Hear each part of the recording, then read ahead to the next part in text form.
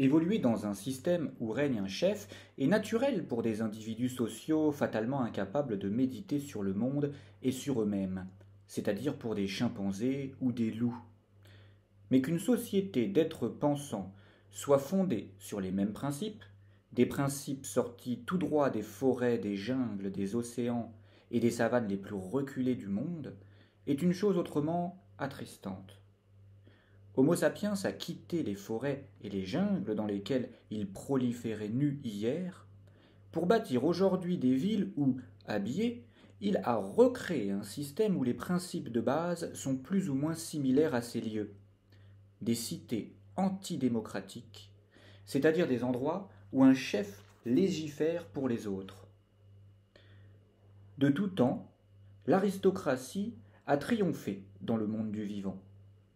Dans un système aristocratique, ce sont les plus aptes qui gouvernent et qui transmettent leurs gènes.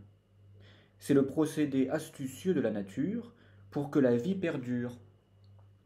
La nature et ses lois aveugles et injustes ont fait triompher toutes les espèces qui sont présentes aujourd'hui sur Terre. Il faut la remercier. Cependant, cette nature et ses lois ont produit un être qui n'est pas aveugle, un être capable d'observer cette nature et de méditer sur elle.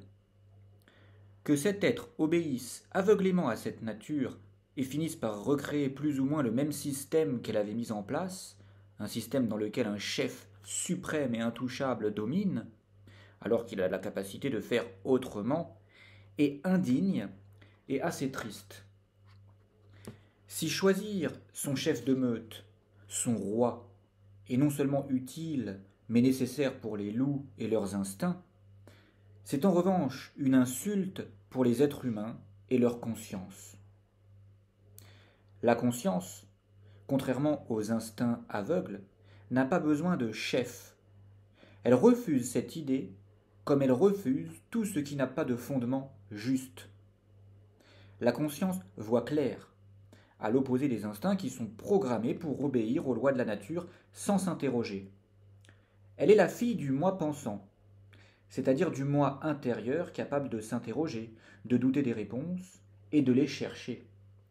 Du moi qui veut connaître la vérité. Du moi capable de dire est-ce que j'évolue dans un système sain et juste?